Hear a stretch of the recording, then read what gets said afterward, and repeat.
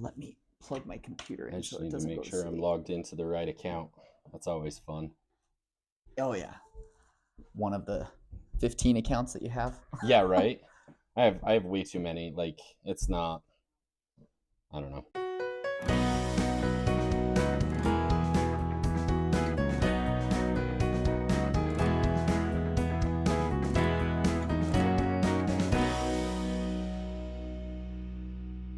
Hello, everyone. Welcome back to the Balance for Life podcast, where our goal is to uncover the secrets of happiness and success. And you'll notice our format is a little bit different here. Adam is not feeling well, so he's going to make sure he doesn't spread that over here to my family. Yeah. So we're doing this over a video call. Doing this over Zoom, which is a new thing for us, and we're excited to bring that to you and see how it goes. And hopefully, we can get it figured out. And this will be good because we do plan on having guests, and some of them are going to be over Zoom or something similar. So yep. So it's a good test for us. So you can see my background looks quite different than it normally does because I'm actually in my own basement this week instead of Perry's basement. Instead of mine. He and I'm in my office. Yeah. So awesome. Yeah. So I'm super excited about the episode today. I think it's going to be an awesome one.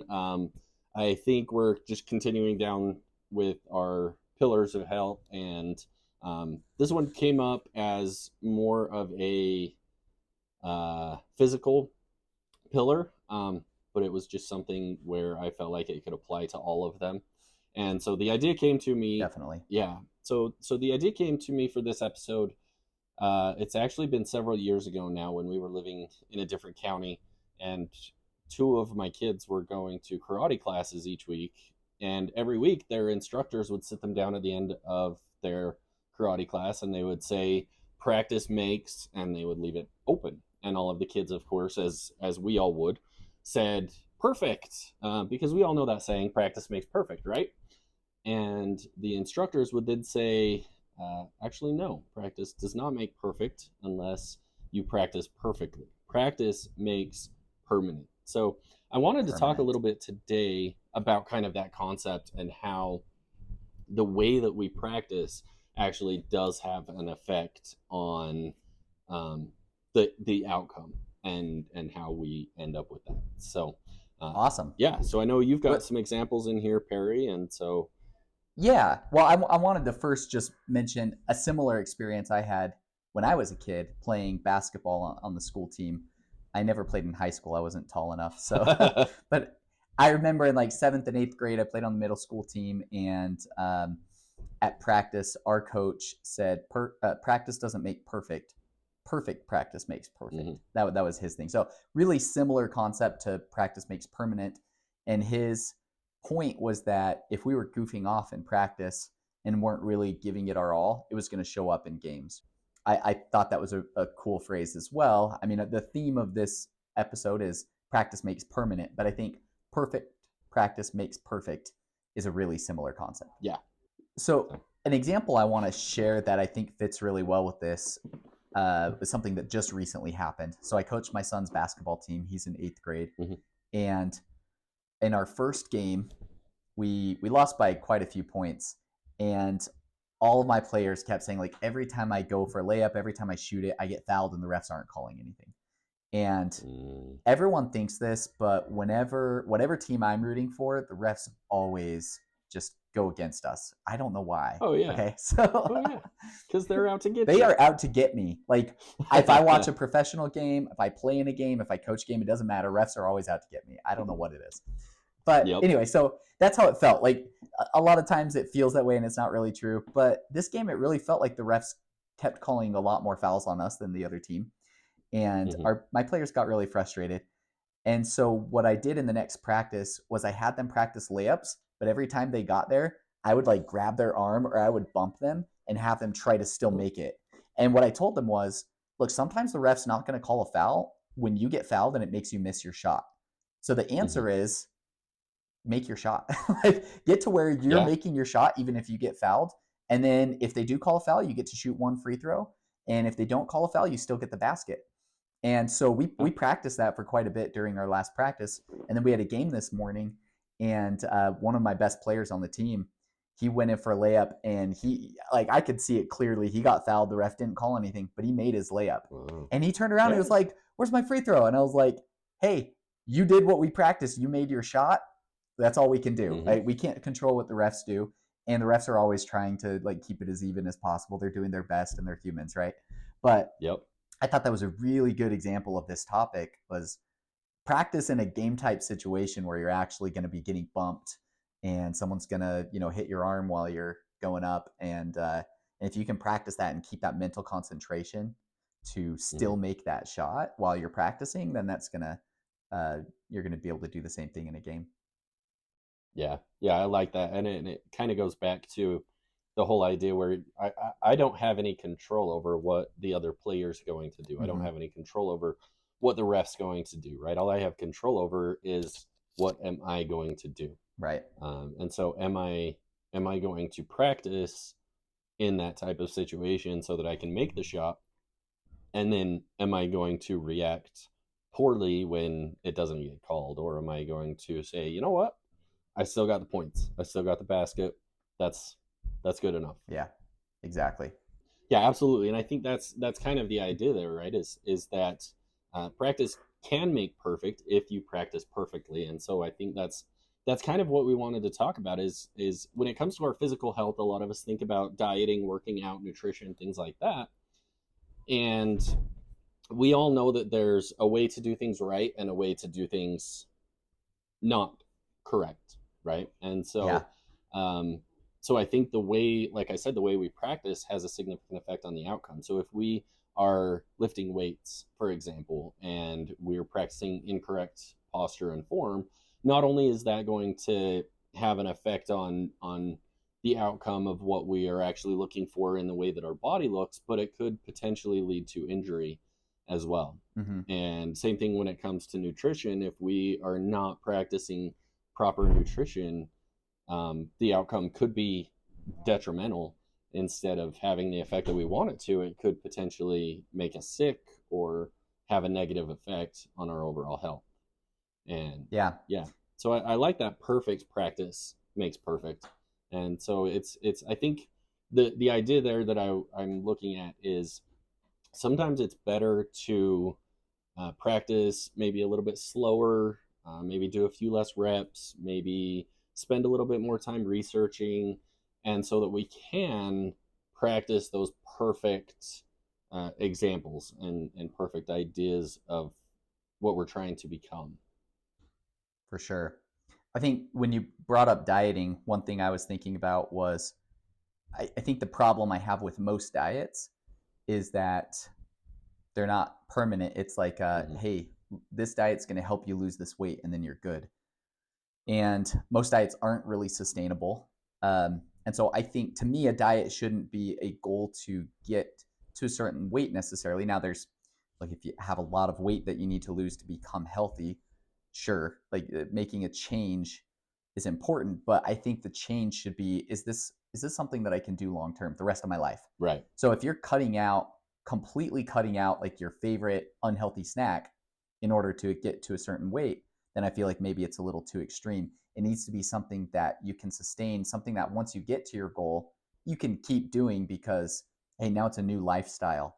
And so I would never personally cut out ice cream unless I got to a point where I just couldn't have dairy, like my body wouldn't handle it or something like that, because I wouldn't want to get to that goal that I've made, and then now now I'm going to go back to having my favorite snack. Like, my body's not used to that. So I think that's what you need to think about, is this something I'm willing to keep doing, is eating this healthy and eating in this way. And so I think there needs to be a balance, right? Yeah. And I think, like anything else, that balance is the key. Is this going to be sustainable? As we start working on our physical health, and we all know what that typically means. It's nutrition, it's exercise, it's all of those things. And are we practicing something that is going to be sustainable? Is it going to be long term? Is it something that's actually going to cause us more harm down the road? Like you mentioned, if we're cutting out nutritious nutrition aspects that our body needs, is that sustainable? Is that something that we can continue to practice perfectly to become the perfect version of ourselves that we're trying to become. Right, right, exactly. I always look at the eating aspect of it as um, I eat big salads because I make them in a way that I like the way they taste. Mm-hmm. And I know it's good for you and I'm getting a lot of nutrients I need. And if I eat like a large salad, then I'm less likely to overeat or overindulge in some things I shouldn't eat as much of. Mm-hmm. But I'm not doing it to cut out the things that are bad for me. I'm doing it to help decrease them. But that, to me, that's a permanent solution. Like I can have 3 large salads every single week and I don't get tired of it, right? And I can Yeah. have like 2 or 3 smoothies every week. So I make sure I'm getting those things that my body needs, but it's sustainable. I can keep doing that. Mm-hmm. Yeah, exactly. I like that. Um, so like we do with everything else, I want to kind of maybe shift gears a little bit, not necessarily, because we are talking a lot about our physical health, but I also want to talk Mm-hmm. about how this concept can apply to our other aspects of health. You know, when we talk about Yeah. our financial health, the way that we Mm-hmm. practice with our finances, the way that we practice in our earlier, younger years is the way that we are going to perform when, you know, game time comes around. And so Yeah. are we overspending? Are we living outside of our means? And are we, every time we get that increase in income, are we increasing our lifestyle? Are we increasing the cost of living as well as that comes Mm-hmm. along? So you know, so our Right. financial health, there's a lot of activities there that we could look at. How are we practicing? How are we getting ourselves ready for the big game, if that's how you want to look at it? Yeah. That retirement, right? Mm-hmm. Um, I it's interesting because I look at retirement as like once I get there, then I'm going to be able to spend as much money as I want, Mm-hmm. right? But that's not really the case. Yeah. I think you're absolutely right. If we can get to the point while we're saving for retirement that we are budgeting in a way that we enjoy doing it, right? It's not a pain in the neck every time we look at our budget or don't buy something that we want to buy. Yeah. If we can get it to a point where I like living this way and I like the benefits I see from it, then I think when you get into retirement, you've practiced it enough to the point where I'm going to keep budgeting because it's what I know now. It's part of who I am Mm-hmm. rather than because I don't have enough money. Like I want to get to the point where I'm living well under my means in retirement because I've saved that big nest egg, but I've also created habits that help me to live within my means. And so you have that combination, I think, when you get to that point. So it's Mm-hmm. the practice to get there helps you have enough to get there, but then it also sets those habits that you need. Yeah. Yeah, exactly. And it's again, it's all about the sustainability. It's, is this going to work Mm-hmm. long term, or am I doing something that's going to cause an issue later on down the road? Um, Right.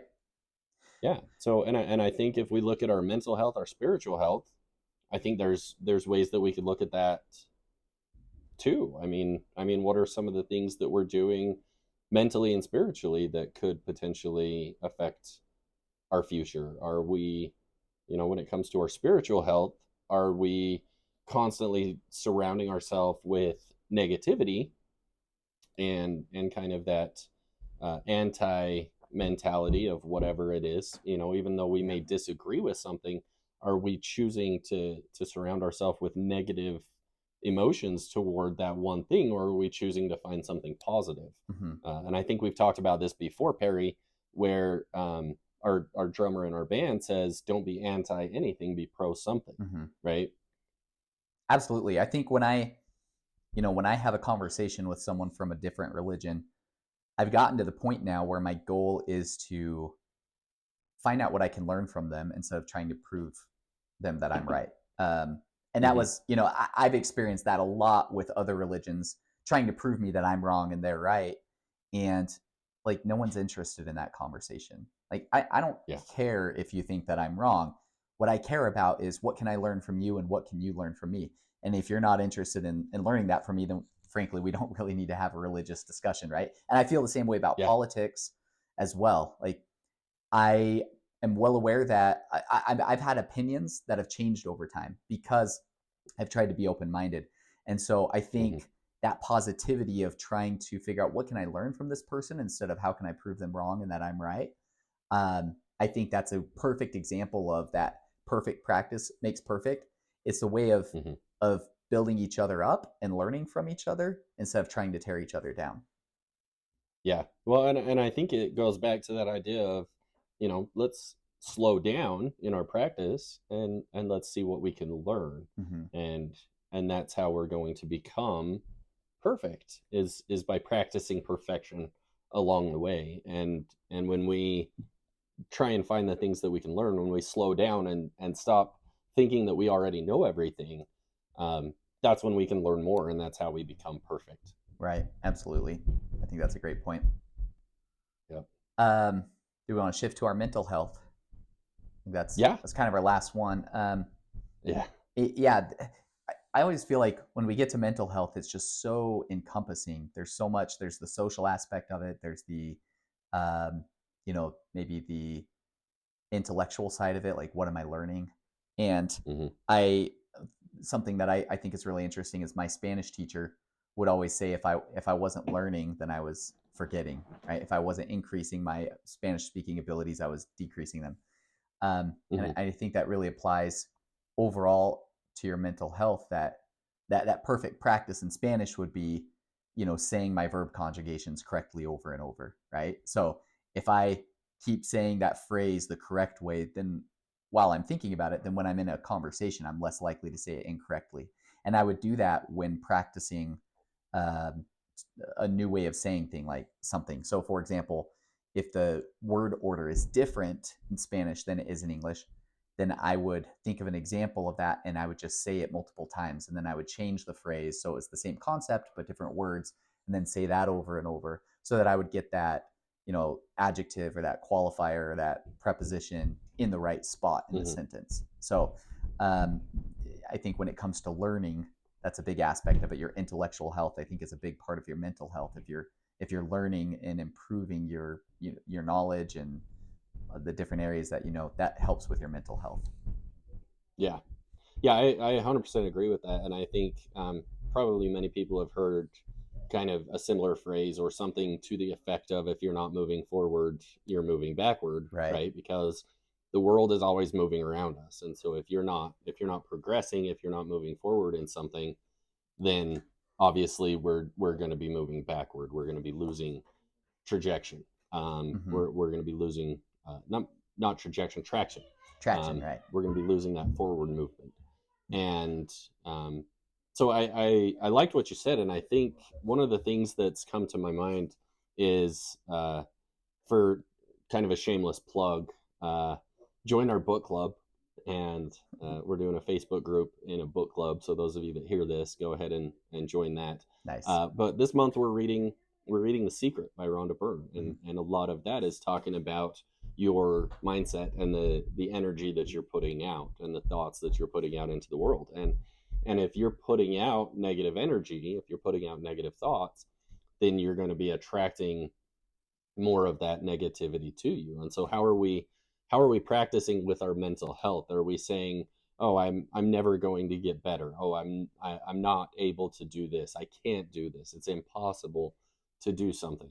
Or are we practicing more of that positive mindset of, hey, it is possible, I just don't know how. So how can I change? How can I make things better? How can I improve the situation that I'm in right now? And in doing that, we're attracting more of that positive mindset, positive energy into our life, and able to make things better. One of the thing I learned recently, and I think it was from a book you recommended, I can't remember what it was now though, was this idea of positive self-talk, like rewriting your brain like you recode a computer. Oh yeah. And basically the gist of it is, if you practice talking yourself about what you want to get better at, what you're good at. What I do in this example is when I'm playing basketball, as I'm warming up, a lot of times I'll say really quietly to myself, "You are a great shooter. Like, you are going to make this next shot, whatever, and try to like force myself into believing that I'm going to make the next shot, because it's so mental when it comes to playing basketball. You miss 2 or 3 shots in a row, and then your confidence goes down. You make 2 or 3 in a row, and it feels like the hoop gets bigger. And so I think you can fabricate that to a certain point. Obviously, a lot of practice is a part of that, but as you practice, if you practice that positive self-talk while you're doing it, that's going to bleed over into your performance too. So that's one of the things I try to do, is tell myself that I'm good, that I'm going to make the next basket, like give myself that little pep talk. And I've noticed that really helps a lot. Yeah. And I think that's a perfect way to tie it back into physical health, right? If I like if I'm trying to shoot a basket, which I wouldn't because I don't play basketball, but if I was trying to shoot a basket, not only am I telling myself that I'm a good shooter and I can make a basket, but I'm also really focusing on my form. I'm really focusing on my technique. I'm really focusing on the ball placement. And so it's all of those things in combination where I'm attracting, you know, the mental energy as well as the physical energy to really put everything together and practice perfectly. And so I think that's a really good way to look at it.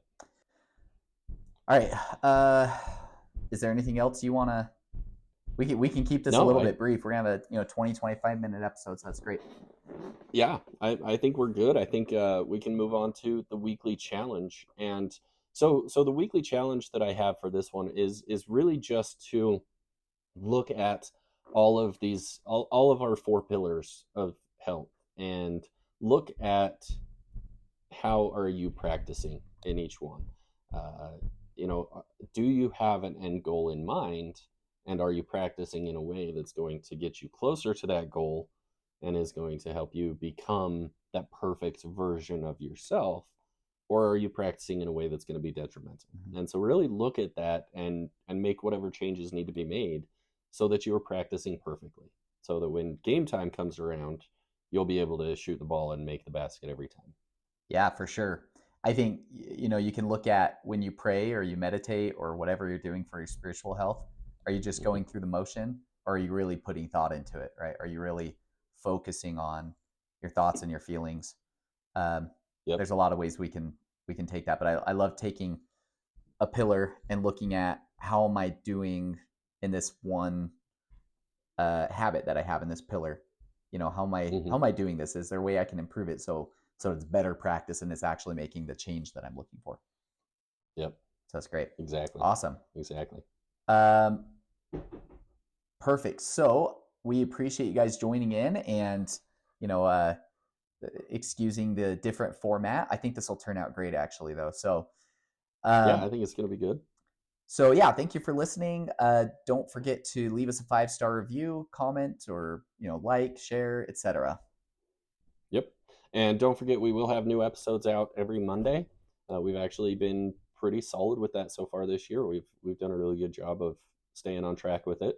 And so we will be putting out new episodes every Monday. And for those of you that are watching on YouTube, hopefully next time you'll see us back together again in the same room. And if you're not watching, if you're listening on Spotify, iTunes, Google, whatever platform it is you listen to, keep listening to it. And it really won't matter that we're in different rooms, because you won't realize that we are. Yeah, it's not a big deal at all. Yeah. Awesome. And don't forget to join us next week. I don't think we have a topic picked out yet, but we'll have a good one for you guys. Oh yeah, I'm super excited about it. Yep, me too. I'm so excited. All right, we'll talk to y'all later. Yep, see ya.